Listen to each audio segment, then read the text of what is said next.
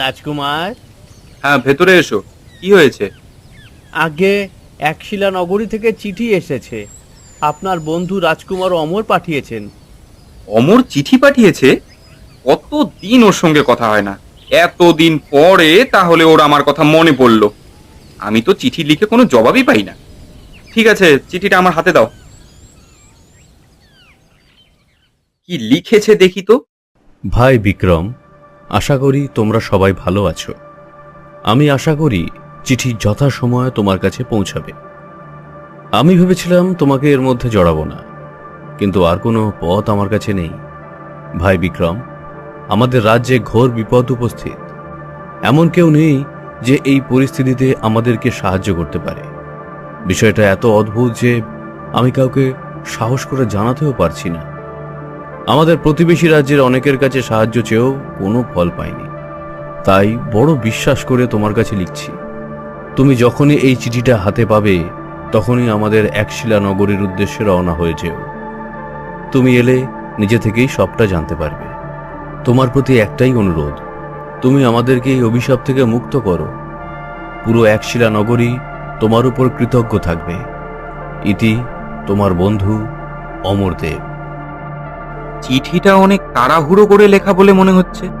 একশিলা নগরীতে কি এমন বিপদ ঘটেছে যার জন্য ও আমাকে চিঠি লিখে যেতে বলেছে? আর চিঠিটা পড়ে মনে হচ্ছে ও বেশ আতঙ্কে রয়েছে। ও যখন লিখেছে তখন আমাকে যেতেই হবে। রক্ষী, রক্ষী! আগে বলুন মহারাজ। ঘোড়াশাল থেকে আমার ঘোড়াটাকে দানা পানি খাইয়ে এখনই তৈরি করো। আর আমার তরবারি আর বর্ম বের করে রাখো। আমি এখনই একশিলা নগরীর উদ্দেশ্যে রওনা হব। যথা আজ্ঞা রাজকুমার।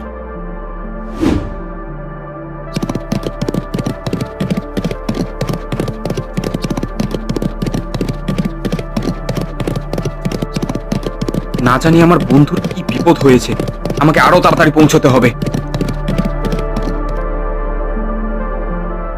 কি ব্যাপার, সীমান্ত রক্ষীরা কোথায় গেল? তাহলে কি একশিলা নগরীর ভেতরে কোনো বিপদ হয়েছে আর সবাই সেখানে রয়েছে? আমি পৌঁছতে বেশি দেরি করে ফেললাম না তো? আরে, কেউ নাক ডাকছে বলে মনে হচ্ছে। এই ভর দুপুরে জঙ্গলের ভেতর কে ঘুমাচ্ছে? সীমান্ত রক্ষীরা নয় তো? কি আশ্চর্য! এদিকে অমর আমাকে চিঠি লিখে বিপদের কথা জানিয়েছে, আর ওর রাজ্যের রক্ষীরা নাক ডাকিয়ে ঘুমাচ্ছে। রক্ষী, এই রক্ষী, রক্ষী, এভাবে এখানে ঘুমিয়ে আছো কেন? হ্যাঁ, ওঠো, ওঠো বলছি। এইভাবে ভর দুপুরে সীমান্ত পাহারা না দিয়ে ঘুমাচ্ছ কিসের জন্য? হ্যাঁ, ওঠো, ওঠো বলছি। আমি রত্নগরের রাজকুমার বিক্রম, ওঠো। অদ্ভুত তো, এটা এইভাবে ঘুমিয়ে আছে কেন? এত ডাকছি তারপরেও কোনো সাড়া দিচ্ছে না। এদের নিশ্চয়ই কোনো একটা অসুখ হয়েছে। আমাকে নগরীর আরো ভেতরে যেতে হবে। এরা আপাতত এখানেই থাকুক, এদের নিয়ে পরে ভাবা যাবে।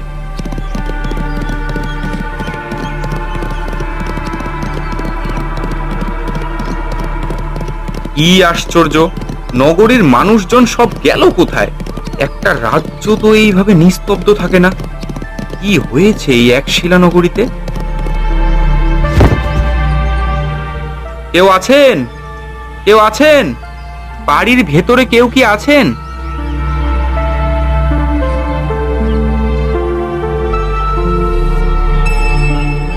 আরে, এরাও দেখছি এখানে একইভাবে ঘুমিয়ে আছে। এরা এইভাবে মাটিতে পড়ে আছে কেন? আপনারা কি আমার কথা শুনতে পাচ্ছেন? এই যে, না, এরাও দেখছি আমার কোনো কথাই শুনতে পাচ্ছে না। ব্যাপারটা কি? না, আমাকে এখনই রাজমহলে পৌঁছাতে হবে। অমরের সঙ্গে কথা না বলে আমি তো কিছুই বুঝতে পারবো না। অমর বোধহয় এই বিপদের কথাই বলেছিল, কিন্তু একটা রাজ্যে সবাই এইভাবে ঘুমিয়ে বলল কি করে? আর কেই বা তাদের ঘুমটা পাড়ালো?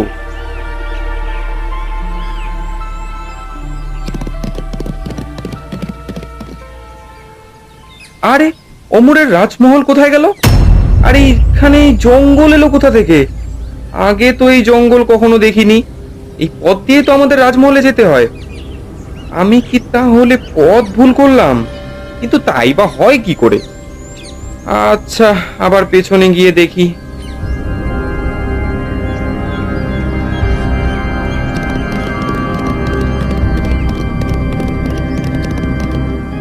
কি কি আশ্চর্য, আমি বারবার এই জঙ্গলের সামনে এসে দাঁড়াচ্ছি কেন? আমার তো পথ ভুল হওয়ার কথা নয়। আর পুরো রাজ্য তন্ন তন্ন করে খুঁজেও তো রাজমহলের হদিশ কোথাও পেলাম না। নিশ্চয়ই এখানে কোনো একটা গন্ডগোল হয়েছে। এই জঙ্গলের ভেতরে ঢুকেই দেখতে হবে।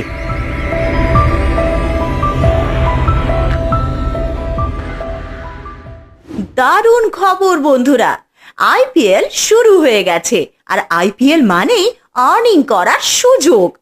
আজ আমি তোমাদের একটা অ্যাপের কথা বলবো, যেখানে প্রথম ডিপোজিটে 12,000 টাকা পর্যন্ত জেতার সুযোগ আছে। এখানে তোমরা দেখতে পারবে লাইভ ম্যাচ রেজাল্ট আর প্রেডিকশন করে গেম খেলতে পারবে।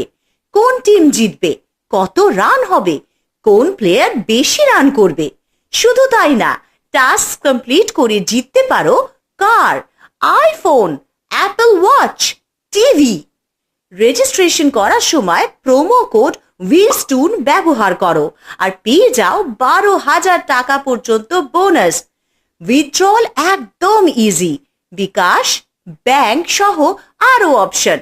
24/7 সাপোর্ট অ্যাভেলেবল। কমেন্টে লিংক দেওয়া আছে, ক্লিক করে রেজিস্টার করো আর উইলস্টুন ব্যবহার করো। আরে এই যে দেখছি অমরের রাজসভার পারিষদ, এনারাও এই জঙ্গলের ভেতরে এইভাবে ঘুমাচ্ছেন। আর আশেপাশের প্রাচীরগুলো দেখে মনে হচ্ছে এগুলো সেই রাজপ্রাসাদেরই ভগ্নস্তূপ। কিন্তু রাজপ্রাসাদের এই অবস্থা কে করলো? অমরই বা কোথায় রয়েছে? অমর, অমর! আমিও কি বোকা, যেখানে সবাই ঘুমিয়ে আছে সেখানে অমর আমার ডাক শুনবে কি করে? হয়তো সেও নিজে ঘুমিয়ে আছে। কিন্তু সে যদি ঘুমিয়ে থাকে তাহলে আমাকে চিঠি লিখলো কে? আমি তো কিছুই বুঝতে পারছি না। এই রাজ্যে যদি সবাই ঘুমিয়ে থাকে তাহলে আমাকে সাহায্য করবে কে? কিছু না বুঝতে পারলে তো আমি তাদের কোনো উপকারই করতে পারবো না। ইস, অমর যদি এখানে থাকতো! আজকের রাতটা এভাবেই গাছতলায় কাটাতে হবে বলে মনে হচ্ছে। ঠিক আছে, আজকের রাতটা যাক, তারপর কাল সকালে দেখবো কি করা যায়।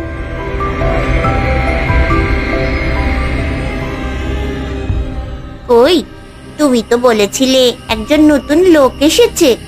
আমি তো তেমন কাউকেই দেখতে পাচ্ছি না। এই যে দেখছো না, গাছের নিচে ঘোড়া বাঁধা রয়েছে। এই ঘোড়াটা তাহলে কোথা থেকে এলো? এই ঘোড়া হয়তো অন্য রাজ্য থেকে ভুল করে চলে এসেছে। আরে বাবা, সত্যি সত্যি কোনো লোক যদি আসতো তাহলে সে জেগে থাকতো, তাই না? কিন্তু দেখো দেখো, এখানে সবাই তো ঘুমিয়েই আছে। আমি স্পষ্ট দেখেছি, এই লোকটা দিনের বেলায় একশিলা নগরীতে ঢুকেছে, তারপর সন্ধ্যা নামলে এই গাছতলায় এসে ঘুমিয়েছে। বেশ, এত করে যখন বলছো তখন এর গায়ে ঢিল ছুঁড়ে দেখা যাক। যদি সেই রাজ্যে না হয় তাহলে নিশ্চয়ই উঠে পড়বে। আমাকে ঢিল ছোড়ার দরকার নেই। তোমরা ঠিকই ধরেছ, আমি এই রাজ্যের নই। আমি রত্নগড়ের রাজকুমার। এই রাজ্যের রাজকুমার অমরদেব আমার বন্ধু। আমি তার চিঠি পেয়ে এই একশিলা নগরীতে হাজির হয়েছি। কিন্তু তোমরা কারা, আর ওই গাছের উপরেই বা কি করছো? দেখেছো ব্যঙ্গমি, তুমি তো আমার কথা বিশ্বাসই করছিলে না, এখন দেখলে তো। আমি বলেছিলাম না, বয়স হলেও আমার দৃষ্টি এখনো আগের মতোই আছে। তাই তো দেখছি। তা তুমি হঠাৎ করে আমাদের এই রাজ্যে আসতে গেলে কেন? তুমি জানো না আমাদের এই রাজ্যে অভিশাপ লেগেছে? আমাকে অমর চিঠি লিখে জানিয়েছিল সে কথা, আর সে বলেছিল আমি যেন তাদেরকে এই বিপদের হাত থেকে বাঁচাই। তাই আমি ছুটে এসেছি। কিন্তু এসে দেখছি সবাই এখানে ঘুমিয়ে আছে, তাই কিছুই বুঝতে পারছি না। তুমি তো ভীষণ সাহসী, বন্ধুর বিপদের কথা শুনে এখানে ছুটে এসেছো। কিন্তু তুমি কি এই রাজ্যকে বাঁচাতে পারবে? নিশ্চয়ই পারবে। যারা বিপদের পরোয়া না করে অন্যের উপকারে ঝাঁপিয়ে পড়ে তারা সব সময় বিজয়ী হয়। তোমরা কি আমাকে বলতে পারবে যে এখানে কি হয়েছে? সবাই এইভাবে ঘুমিয়ে আছে কেন? তোমাকে সবটা খুলে বলছি, শোনো। বেশ কিছুদিন আগেও আমাদের এই রাজ্যে সব কিছু ঠিকঠাকই ছিল, কিন্তু বিপত্তি বাধালো কৃষ্ণময়ী। আমাদের এই রাজ্যের উত্তর পাশে একটা পাহাড় আছে। সেই পাহাড়ে থাকে দুজন পরী, একজন কৃষ্ণময়ী আর একজন হিরণময়ী। তারা দুই বোন। হিরণময়ী বেশ হাসি খুশি, সবার সঙ্গে মেশে, তাকে পরিরাজ্যের সবাই পছন্দ করত। কিন্তু কৃষ্ণময়ী কখনো পাহাড় ছেড়ে বাইরে বেরোয় না, কারোর সঙ্গে মেশে না, ভালো করে কথাও বলে না। ওই পাহাড়ের গুহার ভেতরেই সে কি যেন করতো, আমরা কখনোই সেটা জানতে পারিনি। একদিন সে গুহা থেকে বেরিয়ে এলো, আর তারপর এই রাজ্যের একেবারে মাঝখানে এসে দাঁড়ালো। এক শিলানগরীর সকল প্রজা, আমি তোমাদেরকে আদেশ করছি, আগামী 2 দিনের মধ্যে তোমরা এই রাজ্য ছেড়ে চলে যাও, না হলে তোমাদের ফল ভালো হবে না। একশিলা নগরীর কেউ এর আগে কখনো এইভাবে পরীদের দেখেনি, তাই তারা সবাই অবাক হয়ে গেল। তুমি কে? আর তোমার কথা শুনে আমরা আমাদের রাজ্য ছেড়ে চলে যাব কেন? কে তুমি? আমি তোমাদের ভালোর জন্যই বলছি, তোমরা যদি এখন এই রাজ্য ছেড়ে চলে যাও তাহলে বেঁচে যাবে, তা না হলে কি? তুমি আমার মুখের ওপরে কথা বলছো? বেশ, যখন তোমাদের এমনই দুর্মতি তখন থাকো তোমরা।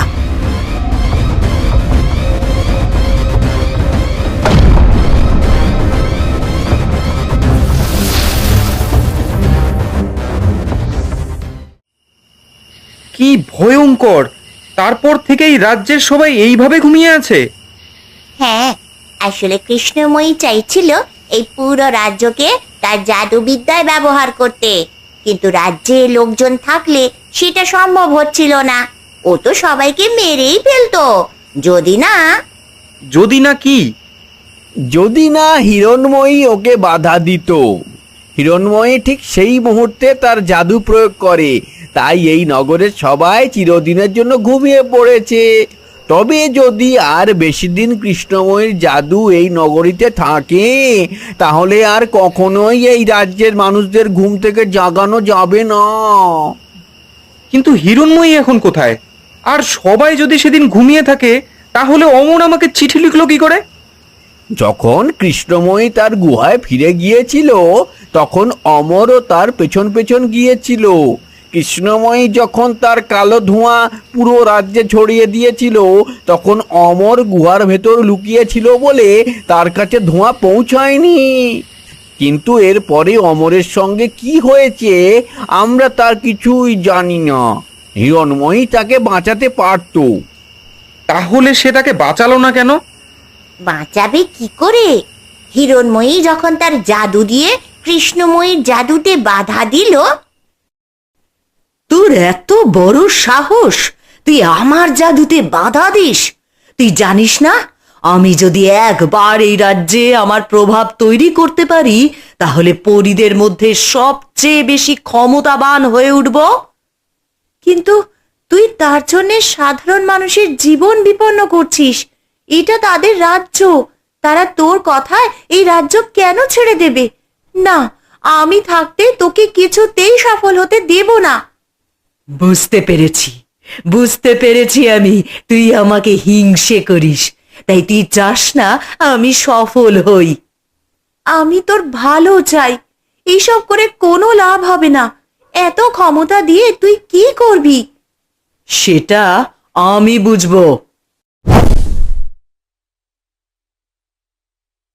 তবে রে,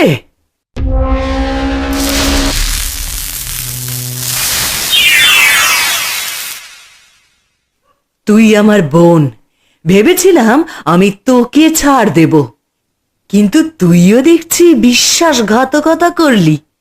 কিন্তু না না না, তোকে আমি প্রাণে মারব না, বরং তোকে আমি এই বনের ভেতরে বন্দি করে রাখবো। তুই নিজের চোখে দেখবি আমি কি করতে পারি। কি সর্বনাশ! এই কৃষ্ণময়ী দেখছি খুবই ধূর্ত আর শক্তিশালী এক পরী। তা না হলে আর বলছি কি, হিরণময়ী এখন হরিণ হয়ে মনের দুঃখে বনে ঘুরে বেড়াচ্ছে। অমরকেও হয়তো একইভাবে কৃষ্ণময়ী বন্দি করে রেখেছে। আচ্ছা, হিরণময়ীকে বাঁচানোর কি কোনোই উপায় নেই? তা সে একটা উপায় আছে, কিন্তু তুমি কি সেটা পারবে? উপায় আছে বলছো? কি সেই উপায়? আমি নিশ্চয়ই পারবো, তুমি আমাকে খুলে বলো। এই যে নাও আমার পালক, ভোর হবার আগেই তুমি যদি জঙ্গল থেকে হিরণময়ী হরিণকে খুঁজে বের করে তাকে এই পালক স্পর্শ করাতে পারো, তাহলে হিরণময়ী আবার তার পরিরূপ ফিরে পাবে। তখন তুমি তার কাছ থেকে সাহায্য পেতে পারবে। এ তো ভীষণ সহজ কাজ। কোথায় পাবো হিরণময়ী হরিণকে? তুমি যতটা সহজ ভাবছো ততটা সহজ নয় রাজকুমার। কৃষ্ণময়ী ওকে একটা মায়া জঙ্গলে বন্দি করে রেখেছে। তুমি এখন যে জঙ্গলে দাঁড়িয়ে আছো এটাই সেই জঙ্গল। অমর কুমারের উপর রাগ করে কৃষ্ণময়ী তার প্রাসাদকে জঙ্গল বানিয়ে দিয়েছে। এই জঙ্গলেই হিরণময়ী হরিণ হয়ে ঘুরে বেড়াচ্ছে, কিন্তু তাকে একমাত্র চাঁদের আলোতেই দেখা যায়। দিনের বেলা তুমি হাজার চেষ্টা করেও তাকে খুঁজে পাবে না। আর কিছুক্ষণের মধ্যেই ভোর হয়ে যাবে, তোমাকে এখনই বেরিয়ে পড়তে হবে হিরণময়ীর খোঁজে। মনে রেখো রাজকুমার, এখন তোমার হাতেই নির্ভর করছে সব কিছু। তোমরা চিন্তা করো না, আমি আজ রাতের মধ্যেই হিরণময়ীকে খুঁজে বের করব। তুমি তুমি সফল সফল হও। হিরণময়ী, হিরণময়ী, কোথায় তুমি? হিরণময়ী, হিরণময়ী। কি হবে? আর কিছুক্ষণ পরেই তো ভোর হয়ে যাবে, কিন্তু আমি তো হিরণময়ীর কোনো সাড়াই পাচ্ছি না। আমি কি তাহলে তাকে আর খুঁজে পাবো না? আরে, এই তো দেখছি সেই হরিণটা। কি আশ্চর্য, হরিণটা দেখছি অদৃশ্য হয়ে গেল।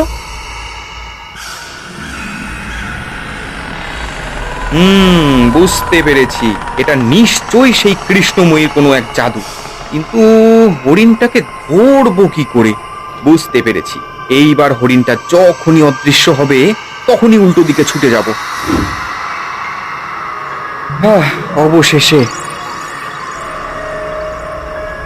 আমি আবার আগের মতন হয়ে গেছি, আমি আবার আগের মতো হয়ে গেছি। তুমি তুমি আমায় মুক্ত করেছো। তুমি ভীষণ সাহসী। কে তুমি?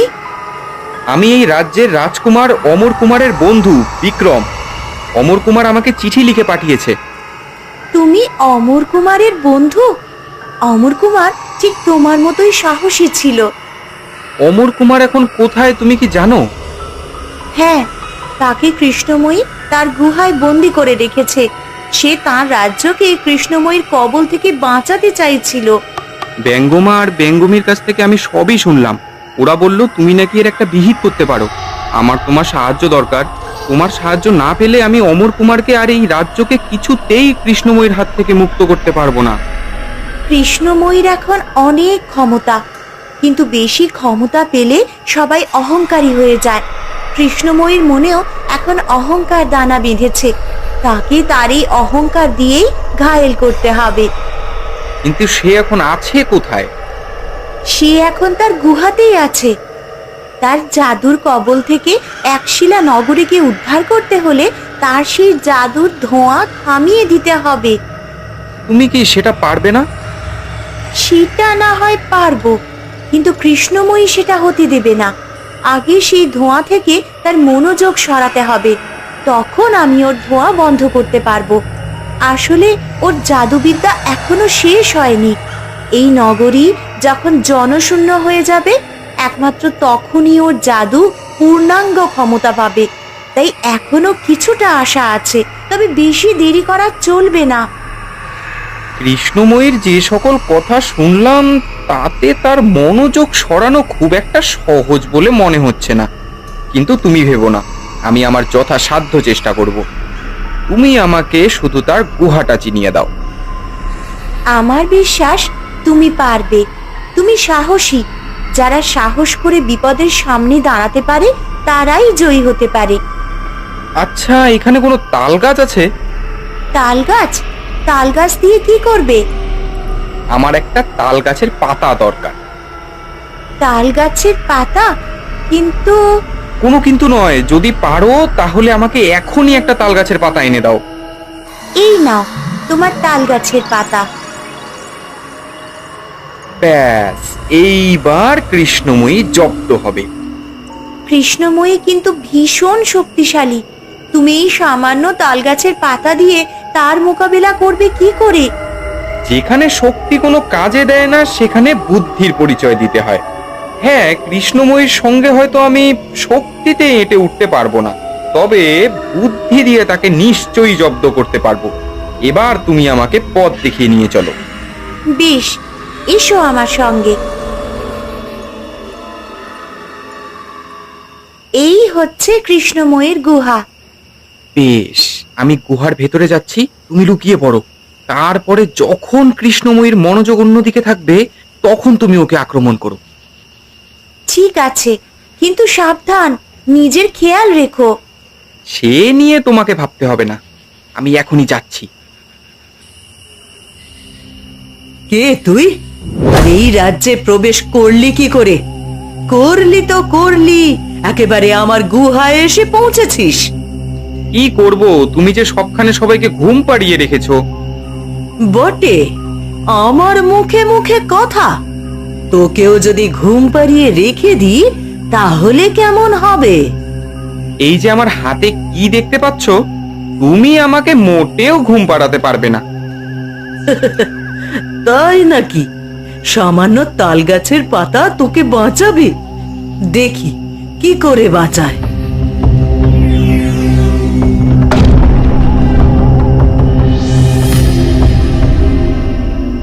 বাহ রাজকুমার, বাহ, তোমার বুদ্ধির তুলনা নেই। বটে, তাহলে দেখ।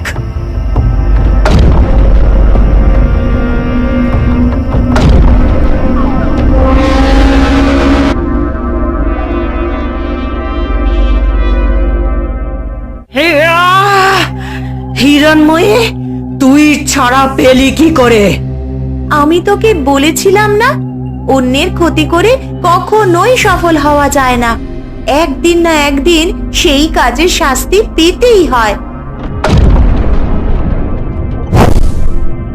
বিক্রম, যেখানে আগুন জ্বলছে সেইখান থেকে একটা কাঠ নিয়ে উল্টো দিকের ওই দেয়ালে আঘাত করো। ওই দেয়ালেই অমর বন্দী হয়ে আছে।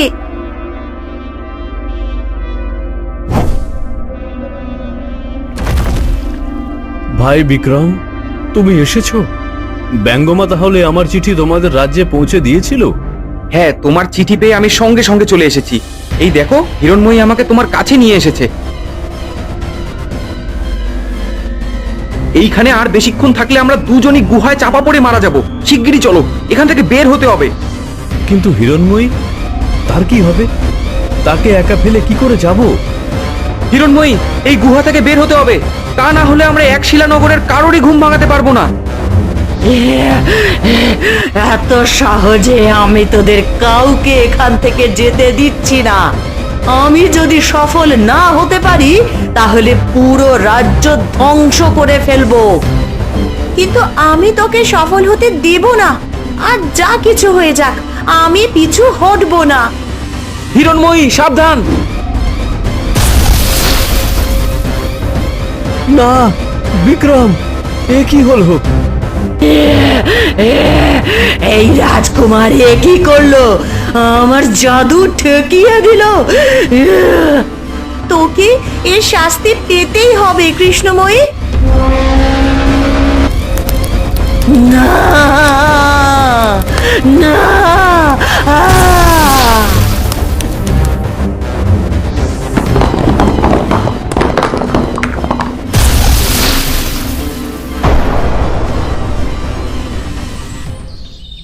আজ আমার জন্য বিক্রমের এই অবস্থা হলো। এ আমি কি করলাম? না, বিক্রমের কিছুই হবে না। তুমি চিন্তা করো না, বিক্রম এখনই সুস্থ হয়ে উঠবে।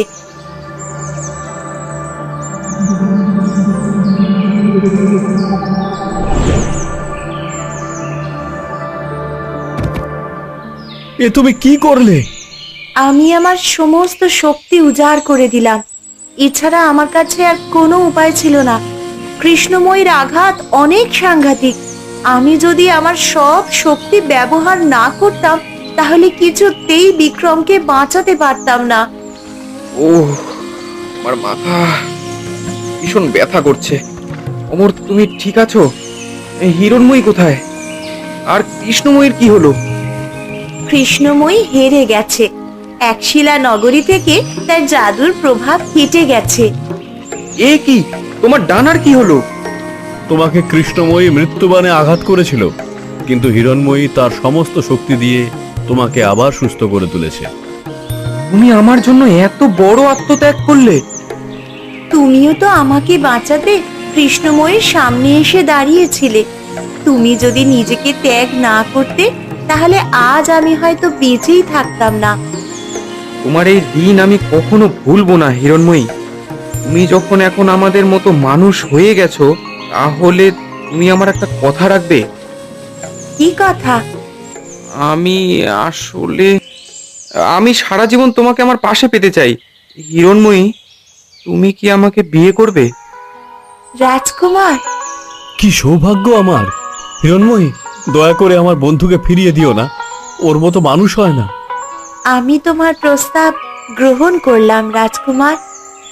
বাহ, দারুণ সুসংবাদ! আজ তোমাদের দুজনের জন্যই আমাদের রাজ্য অভিশাপ মুক্ত হলো। এই রাজ্যেই তোমাদের দুজনের বিয়ে হবে। ওরে, কে কোথায় আছিস? তোরা সবাই অনুষ্ঠানের আয়োজন কর।